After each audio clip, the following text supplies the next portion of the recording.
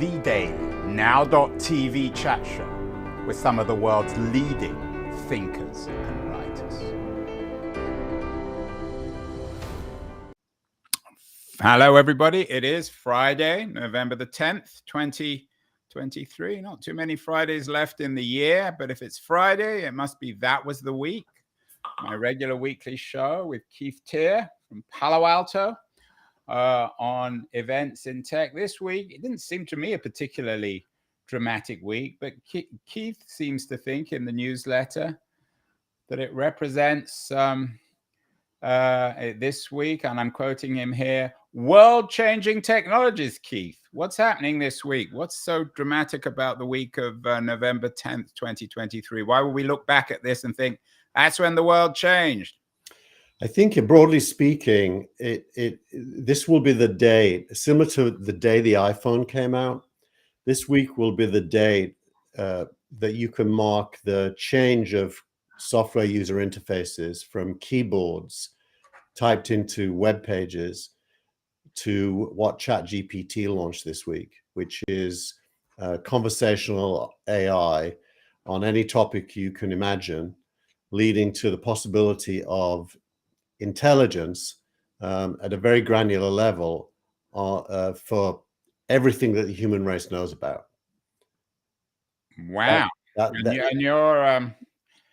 I'm not usually impressed, but explain. So what exactly did ChatGPT bring out? What did OpenAI bring out this week to trigger this change? Well, the first thing is what they didn't do. They didn't upgrade their ChatGPT-4 model. It's the same model. What they did is they launched the ability to do two things. Firstly, they integrated images, text, and computational power into a single chat interface, whereas before you had to do either images or you had to do text or you had to run programs. Now you can do all of the above in a single interface, and it will figure out what it needs to use to deliver against whatever your goals are. So it's a much more fully formed equivalent of a human being. It can deal with all media and all computational power in a single interface. This thing. Say it again. What is it? ChatGPT 4, 5, 6? It's ChatGPT 4, but with a new level of capability. And then the second and probably more significant thing is they've made it possible for you and me to create our own GPTs based on that functionality for any topic that we are able to train it in. So, for example, this morning I made a Signal Rank AI version. I gave it some data from Signal Rank, trained it, and it can now answer questions about Signal Rank and the data in venture capital without me having to be present. And it's cleverer than I am at pulling together the appropriate information for whatever the questioner is asking, including charts and tables. I've never heard you acknowledge anything's cleverer than you are, Keith. Yeah, my wife is way cleverer than me. Right. You have to say that. Janae's under the table there. So you say in the newsletter that, and I'm quoting you, this is how you're describing it, a newly scalable architecture that opens up the possibility for anybody to have their own GPT. Developers will be able to both build enterprise and consumer GPT applications, often with no code required. So is this just basically offering the OpenAI API to anybody, or am I thinking about it wrong? Indirectly, you're right, but there's no need to understand what an API is. They give you a chat interface for building your own GPT. So you'll go into the chat and you'll just use English and you'll say, build me a GPT for Mediterranean recipes. And it will start figuring out how to do that, pulling in everything it knows. And then it'll say, specialize in Italian-based meals from Milan. And it will then do that.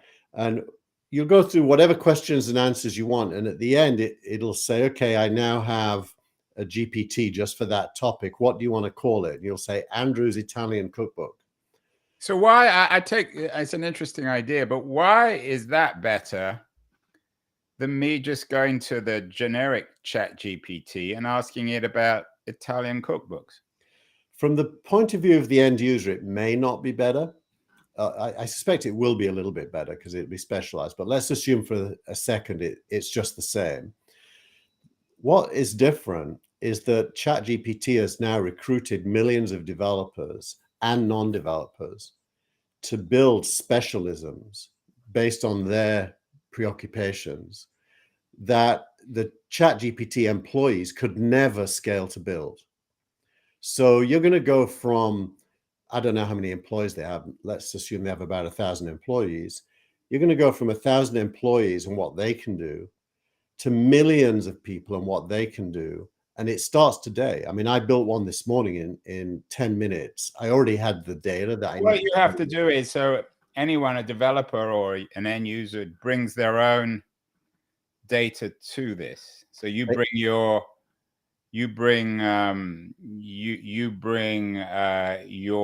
signal rank data, which they don't have, to it to give it more intelligence. Is that right? Yeah. So for example, this morning, I'll just use my example, that somebody had already built something called Venture AI, and I used theirs, and it was just using Crunchbase and news as a source of intelligence. So it was fairly limited with what it could do, and most of what it told me I already knew because I can read the news as well. So then I did my own one where I uploaded some Excel files with actual data in, and told it to build a Venture AI using this data, and it was already 1,000,000 times better than the generic one that I used earlier. So yes, it can use web data, or you can upload your own specialist data. So let's say you're the Khan Academy and you have math classes in logarithmic algebra. You could teach it from your data everything to do with logarithmic algebra, and it would, within less than a day, you'd have the world's best teacher for that topic. So the implications of that for how human beings learn is massive. I mean, just think of the impact of this on schools and colleges and infrastructure that you would no longer need. Yeah, although we can look at the dark side, it's quite corruptible as well. Is this equivalent to the way in which, for example, Google transformed the entire internet into a vehicle for its own advertising? It switched from a search engine page to being everywhere. Is this conceptually the similar sort of thing that OpenAI is trying to do here? I think it's not. I think it's different. Here's how it's different. Let's take the total amount of money spent on education in the world today, which would be in the trillions of dollars. And let's imagine that you could do a better job of education using AI. The cost of the AI would be massively less than the cost of education. I'll just use my example. I spent $75,000 a year sending my oldest kid to college. I would only have to pay ChatGPT a fraction of that for an equally good education. Well, theoretically, but they wouldn't go to college. You wouldn't meet people. I mean, that's an old argument. No, but actually, I'm focused on your question, which is the economics of this. Basically, ChatGPT will shrink the amount needed for humans to learn, and deliver it for way less money. And they'll get paid from subscriptions, just like a university gets paid from fees, but they'll be way less. So the net plus for the human race, assuming this all plays out, ignoring all of the scary stuff around the outside that you might be concerned about, let's just assume they can do it. It's a huge win for the human race. Well, I'm not so. Firstly, I don't really understand how it works. So let's take your son's school, Syracuse University, where your oldest son went. Why would Syracuse University cannibalize its $75,000 a year students to create this platform? Well, that's the innovators' dilemma, the Christensen thing. The answer is they won't. Somebody else will. Yeah, well, we've heard this before with Khan Academy and online learning, and it never works out. Actually, they did both work out massively. But the universities are still even more exclusive, and schmucks like you and I still spend hundreds of thousands of dollars sending our kids to college. Well, that I think that is because we live in a status-driven world where we believe that that's still important. But that world is, this week marks the beginning of the end of that world. I guarantee it. I mean, there's no question. I got the time. This week marks the beginning of the end of that world. Of what world? The world in which the label of which college you went to is a form of status. Well, could we say this week marks the beginning of the end of the pre-AI age, the pre-AI age. Alexander in the chat asked here, do you export or embed these separate GPTs? Thanks for the question, Alexander. But the answer is no. It's just a URL. So let me ask the question in terms of OpenAI. OpenAI doesn't know everything about what you know a lot about, which is data associated with startups that you've aggregated at SignalRank. When you build, they're not APIs, when you build your own version of GPT, will they have access to that SignalRank data? In other words, no. Is it arguable that they're cannibalizing their own value? No, they're not, because a user who uses my GPT is paying them $20 a month. Yeah, but then they don't. The data is more valuable than $20 a month, so they're not going to know everything about SignalRank. You know, the truth is, I get to decide what data I give it, and I'm not giving it my most valuable data. I'm giving it enough data to be the best venture analyst in the world, but not my predictive data, my proprietary deal data, which is where I make my money. So I'm using it to give people enough knowledge and intelligence that they understand about venture capital, but I'm not giving it so much that I put myself out of business, and no one else has that proprietary data. That's my value. And you're particularly sophisticated, but won't this only compound what social media and the internet's generally done, is create a lot of free trash? Because they're bound to come out with free versions where they get your data in return. But they're not. No, actually, I don't think they are. I think they're pretty consciously on a mission to they're not going to become an advertising platform. They're just not. So they're only going to make money. They could have the data in return. They might say to you, well, you pay me $20 a month if you want to keep the data for yourself. But if you give us all your intelligent data from all your Series A and B investigations at SignalRank, then we'll give it to you for free. But I think they understand that their reputation relies on them not doing that. You know, if there's probably 1 billion likely payers on the planet at $20 a month. I mean, $20 billion a month would make them the biggest company in the world and then some. Well, perhaps, although it's still, I have to admit, it's still hard to understand exactly what this is and why it would be better to do this than just use their broad platform. I would say their broad platform will be nowhere near as intelligent. Like if you go to their broad platform and ask about the kind of questions you can ask the SignalRank AI I built, it wouldn't have good answers, and you'd immediately think it was rubbish. If you ask the SignalRank one, it's super knowledgeable, and so it's to their credit that they understand that in order to get really good intelligence, you have to allow third parties to build intelligent versions of their knowledge base. And you know, that's really forward thinking. It's very different to Google, which is highly centralized. This is highly decentralized, but with some central resources being applied to it. And from a personal point of view, presumably it will allow individuals to pour their own personal data into this thing and create really much more personalized, accurately personalized GPT. I'll tell you what I'll do, Andrew. Before our next session, which is in 2 weeks, I will build a That Was the Week GPT and give it all of the stuff we've written and recorded, and we can do a live demo of how much it knows about the That Was the Week universe. So I should do one for Keen On. How would it help me if I poured every interview? I've got almost 2,000 interviews now on Keen On.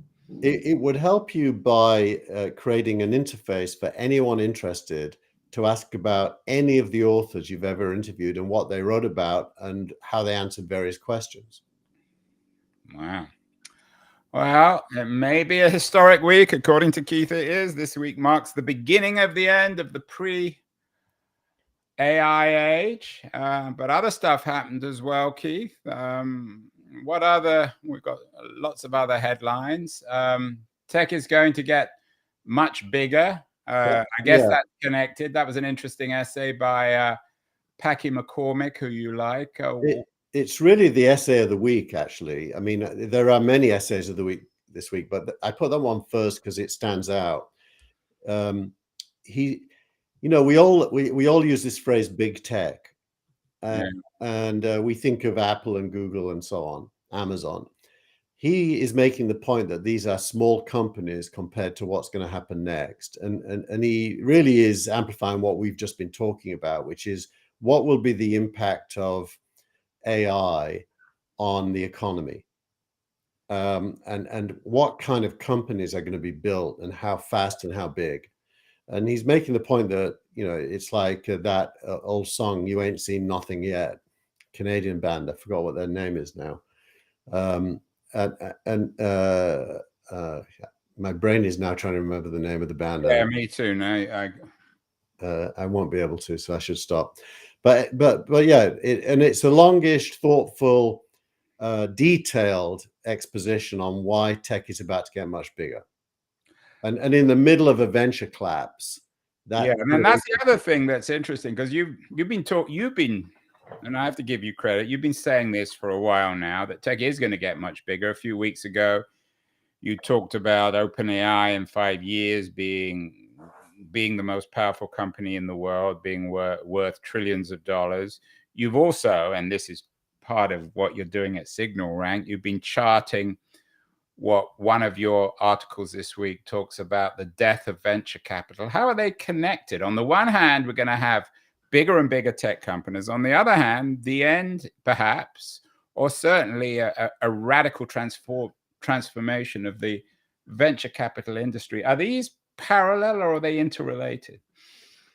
They are interrelated and parallel. So think about venture capital. At the end of the day, venture capital is about making a decision to put money into a company. So AI is an aid to decision making. How big an aid is a function of each individual's predilection. So in the case of Signal Rank, we use data only. There's no human oversight or override on an investment decision. Whereas Kyle Harrison, who wrote that piece, and he's spectacularly good recently in what he's writing, he would be in that world where individuals are still making a big part of the decisions. Now, what is going to happen, and I think most venture capitalists don't yet realize this, is that their personal role is going to shrink. It's going to become less and less as data intelligence guides good decision making. In most cases, it won't go to zero because of the personalities of the individuals concerned, but eventually it will. And that's the path where any given discipline, venture capital is only one, is enhanced by the use of data and intelligence to make it better. And some people consider that scary. In the case of venture capital, it's almost a crime against religion to even suggest that data might be able to improve an individual venture capitalist's decision making, because there's a lot of arrogance that they know best. But they're wrong. It will. Well, how will that change the signal? Because your signal, you got feet on both sides of this. On the one hand, you obviously rely on the data in terms of Signal Rank as an AI platform for determining success. But on the other hand, and correct me if I'm wrong, isn't the whole point of Signal Rank to determine the best VCs and weight it accordingly? But in this future data utopia or dystopia, however you want to describe it, they're all going to be the same because they're all going to be working off the same data. So what will happen to your own particular way of determining investment reliability? How will you determine other people's investments when the data is doing it for them? Well, I mean, the first thing to say is I think due to the nature of venture capital, we're many years away from that dilemma, because these individuals will cling on for dear life as long as they possibly can. Yeah, but you're suggesting they're all kind of losers anyway, so they're the ones who are going to die, probably not the ones you're going to want to recommend anyway. Well, the venture asset class is exemplified by being full of losers. I mean, the game of venture capital is a game of losing until you win. It's like gambling. The power law that we've talked about on this show, it's interesting. Yesterday, data came out that said only 1% of funds find a power law company. So not only is it true that less than 1% of companies have this power law growth characteristics, it's also true that only 1% of investors ever find one. So by definition, 99% of investors are failures. So that is true. And Signal Rank extracts data that finds the best investors and within their decision making, the best companies, because we don't trust any single investor. So we're looking at scoring across investors. And so we basically find the best within the best. And it works. So when is this going to filter down to everything, Keith? I mean, I know it's kind of taking it to this ludicrous extension, but you're suggesting that venture capital, for example, or investment will be determined by data. What about startups and entrepreneurs? At what point does everything depend on data? Then no one's even going to trust a human being with a startup idea because it's not rooted in AI. When some smart young kid has an instinct, are people just going to reject that? I think it's going to be harder and harder to disambiguate whether an idea came from a human or an AI or both. I think most smart humans, as they're ideating what to do, they're trying to think about you and me. If we were brainstorming a new startup idea, what do you need? Well, you need historical context. You need a sense of what comes next in any given specialism. You need to know whether the things required to build what comes next already exist or need to be invented. If the latter, then R&D is the first step, not building a startup, and that is less attractive. So timing is a huge factor in what comes next. And then it's people. And all of those things don't go away. They'll all be required. But increasingly, AI will help you get the historical context, get a short list of things that might come next, maybe find appropriate people using data that could be part of a founding team. And even though a human being is driving that, the extent to which the human being is answering the questions will be less and less. So I think the whole idea of a solely human decision there will be no such thing. Oh, well, you're going to get nailed on that one, Keith. Let's see. We will determine this. You cited Packy McCormack's piece about tech going to get much bigger, but it seems as if everyone's going to need to get much bigger. You have an interesting piece from Variety suggesting that Hollywood needs to create its biggest hit ever.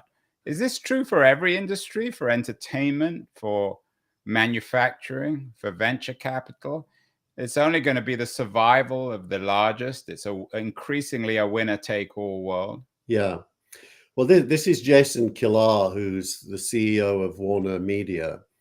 And he's a quite prolific writer. He was one of the founding team at Hulu in the past.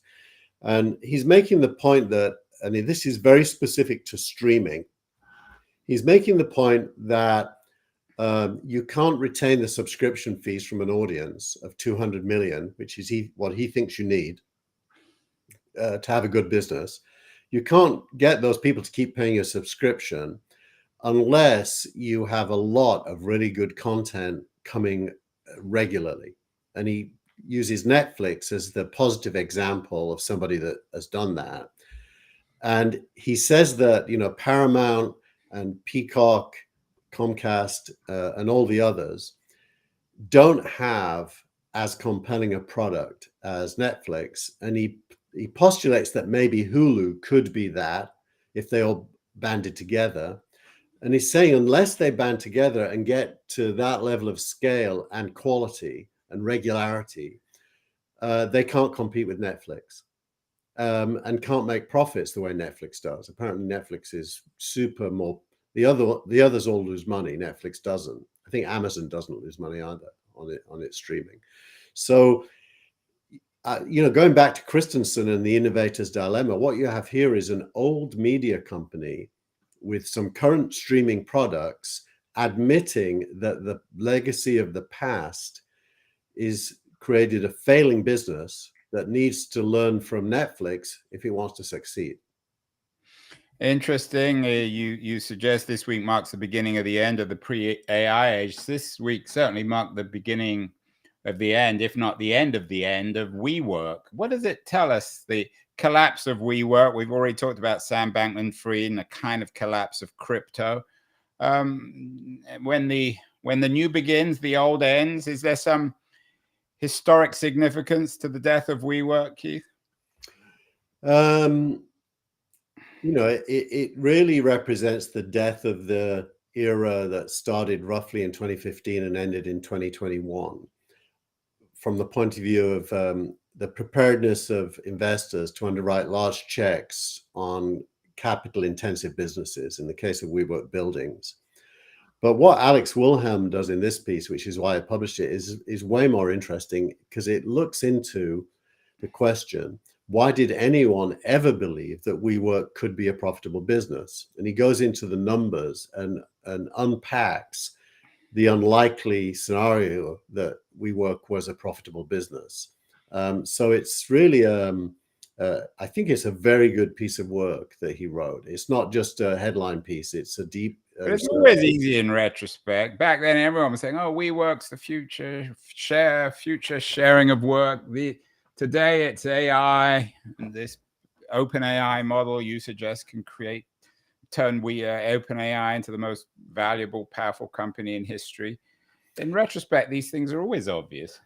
Well, one wonders to what extent the virus was the COVID virus was the main catalyst for failure here. Alex argues that the core business model was broken.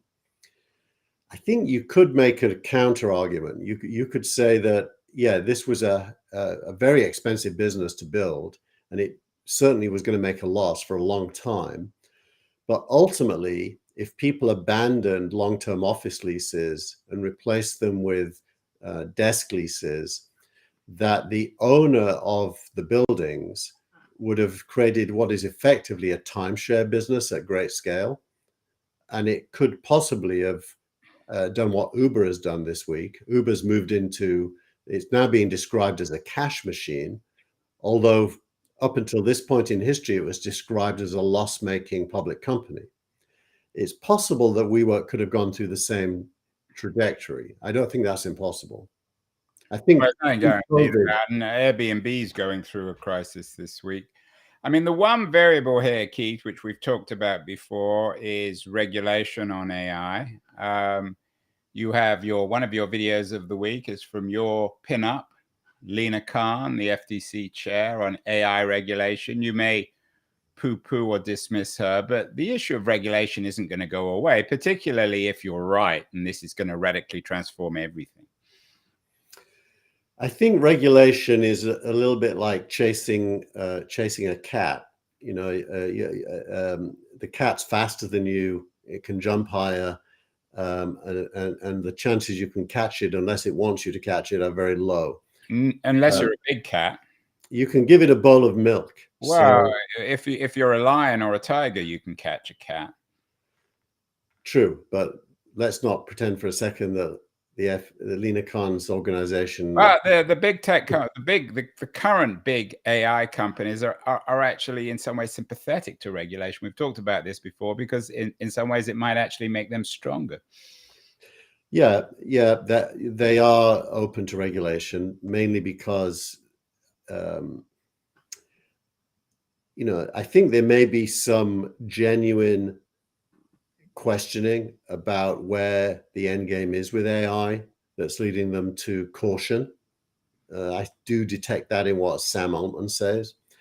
That said, I think regulating AI at this stage in its life would be like regulating the internet in 1994 before anything happened. Could have been. I mean, we know you don't like regulation. That's given. You're not shy to express that. But what about the reality? Is this new economy that you consider so profoundly revolutionary, is it going to get regulated for better or worse? You may not agree, but honestly, I think what happens in the end is the state's role is less and less over time, because you have self-regulating ecosystems of software that have known parameters. And the main impact of regulation is going to be to force the companies to create parameters.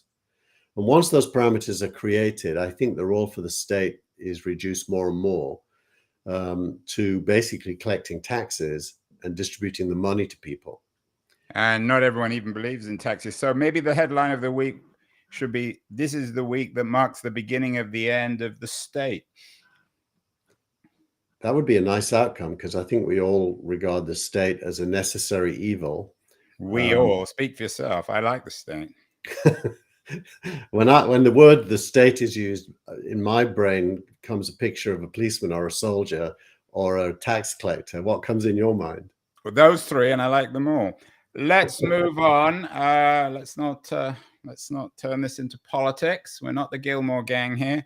By the way, there's a great article this week about well, you can go. Maybe all you wealthy libertarians in Palo Alto, I'm sure you'll be thrilled when there are no taxes, no police, and no military on the streets. I wonder what Palo Alto would be like then. Did you see the Steve Blank piece? He's a Stanford lecturer. So it's in the newsletter, and it's opposing what Bill Gurley said a few weeks ago about regulation.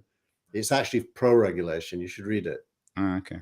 Well, the other thing that happened this week, which in a way is very much in sync. This has been a nice show because it all fits together. Usually it's a bit bitty, but this week also marks the first piece of AI hardware, credible AI hardware from Humane. It's an interesting company getting a lot of press, the real personal AI computer.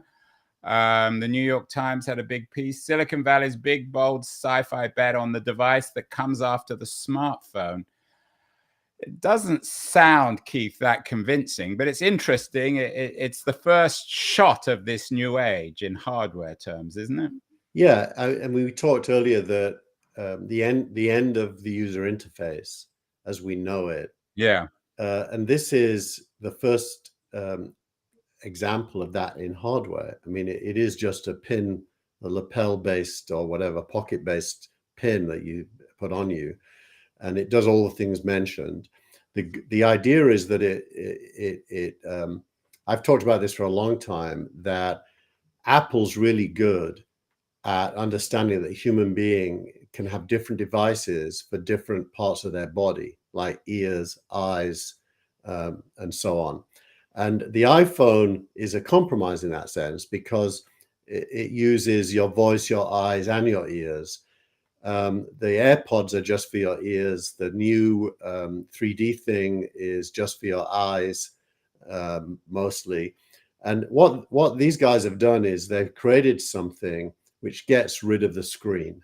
So suddenly your eyes are used for the real world, and all of the content and the intelligence is carried around with you, and you can hear it and speak to it.